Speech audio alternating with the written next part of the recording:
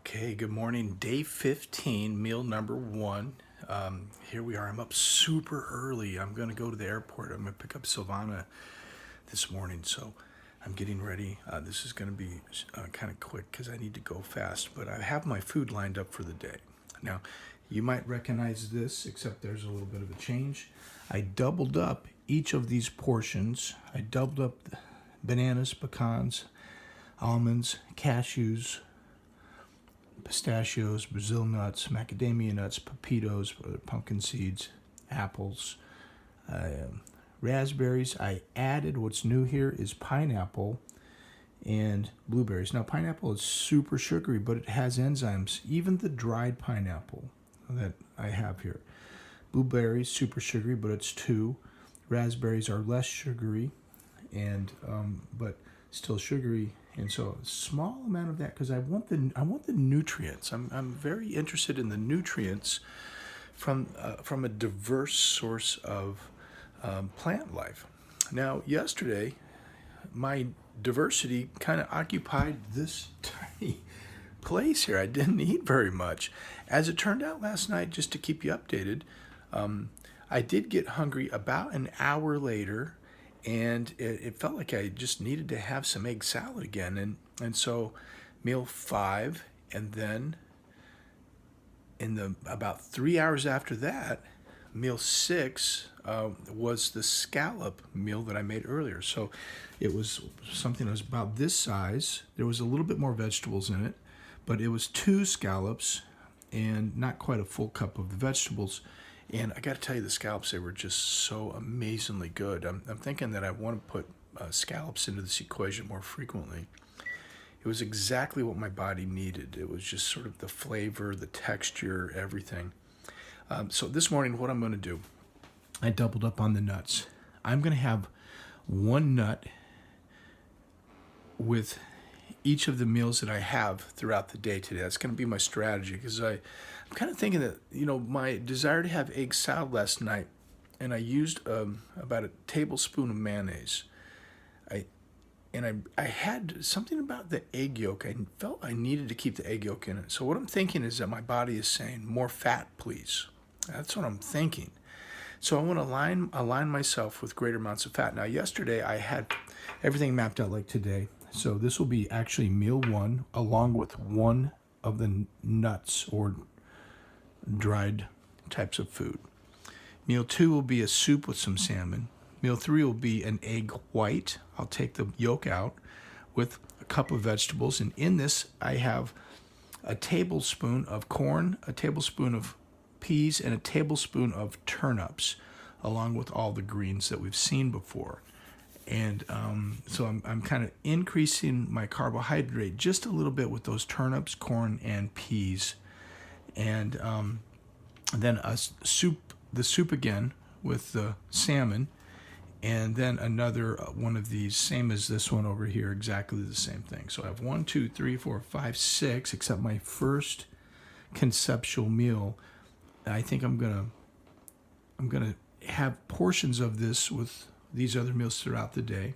And somewhere in the day, I'll start 1, and then 2, and then maybe I'll have this will be the rest of this, or at least a portion of this will be 3, and then 4, 5, 6. Now, I do intend, at least when I get back from the airport, to be splitting up this avocado. I have a lot of avocados to use over there, so I'm going to have to put those to work soon. Now, I do want to not exactly eat based on entirely what I have, but in caveman days, it's kind of like what you would do.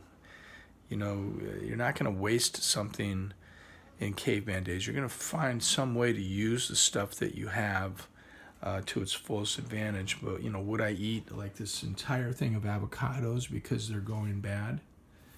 I don't know. In a time of limited resources,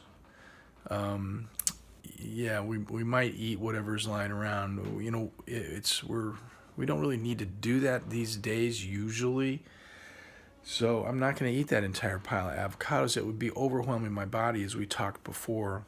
I'm gonna kind of think about my portion size, even though I have got a lot of resources that could go bad over there. I can make guacamole, and my kids will really enjoy that, and it's so there's ways I can put that to use. So I'm not going to worry about it going to waste.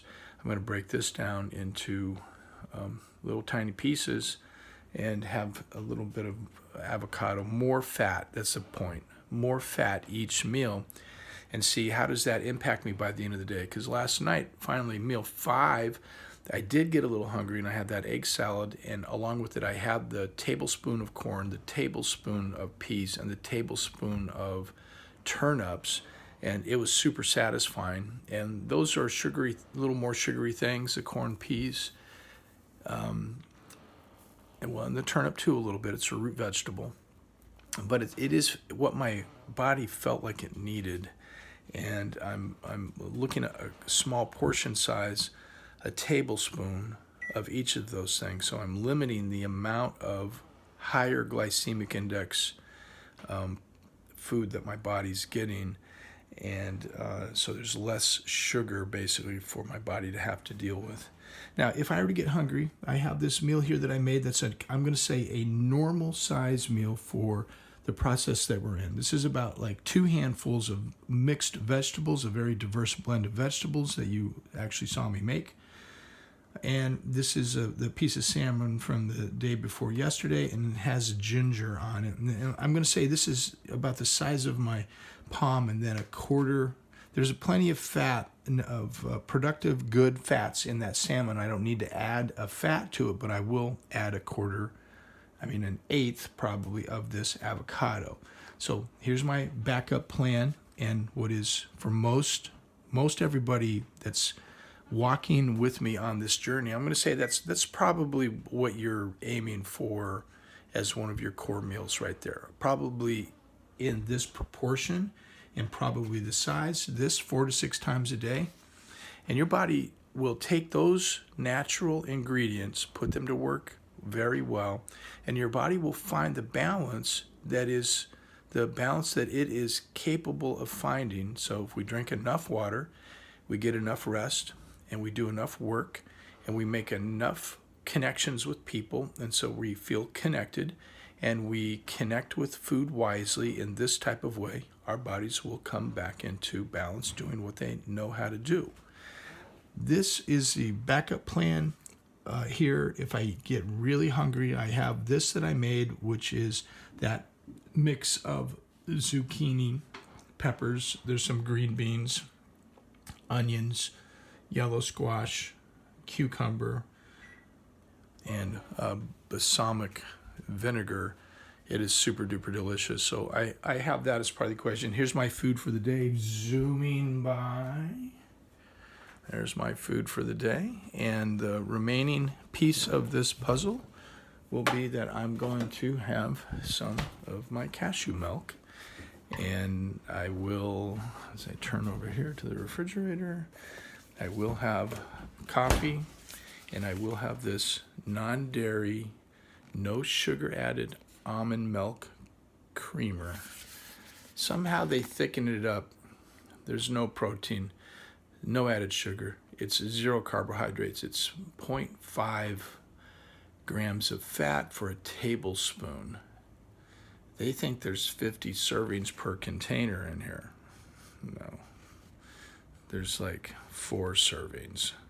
So depending on how you use it, it's 10 calories per serving. I'm not counting calories, but it is a point of interest to me how they identify this. So, it's just there's a little bit of kind of coconut cream.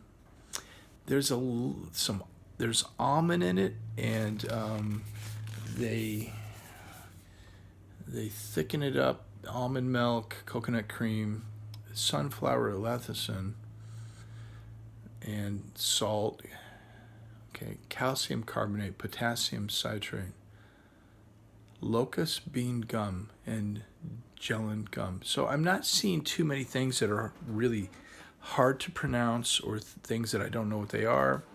I like that, and I would prefer to eat something that has one ingredient. Like, for instance, the main ingredient in broccoli, I haven't had broccoli in a couple of days. Maybe that's why I'm thinking about broccoli right now. Main ingredient in broccoli is broccoli. Okay. Have a super terrific morning. I'm going to do a little bit of my breathing practice. I'm going to be kind of resonating this morning as I'm waking up with my intention. I am working always in the morning on bringing my mind to the feeling of appreciation. This can be conjured by remembering little things that I appreciate, like the feeling of the cat getting on me this morning, and how much I enjoy the feeling of petting the cat, and this feeling of this relating I have with the cat, the feeling of the dog being on me, Rasa. She's very sweet and very cute, and just the feeling of petting her, and the feeling of these are shortcut methods. Our pets, if you don't have a pet, I highly recommend one. Okay, if you need a low maintenance pet, fish is a good choice. Okay, but you can't really pet them that much. You can look at them; they'll look at you all day. Sometimes the kids in the program here, Super Kids Academy, sometimes they need a lot of attention, right? So I'm always like, you guys, we got to get you guys some fish, because they'll look at you all day long. They'll pay attention to everything you're doing. They'll give you a lot of attention. So if you need a lot of attention, you can get a fish, because it will really look at you. But it's not so very. Most fish aren't very cuddly. You can't take them for a walk, and they don't run to you when you come in the room unless they haven't eaten in a while, and they see you and they associate you with food, and then that's kind of a nice thing, I guess. But a cuddly little hedgehog, cuddly little guinea pig, maybe even a stuffed animal. Do you remember stuffed animal when you were really little? The memory of that, the feeling of the things that gave us comfort when we were little, bring a state of mind of appreciation. And that state of mind of appreciation is very, very rich with all of the feeling and the state of mind that brings us to balance. Okay, well, that's what I'm doing today. All right, let's have a great day. You know why? Because we said so, and because we can. We may as well choose it for ourselves. Okay, I'll see you in about 3 or 4 hours.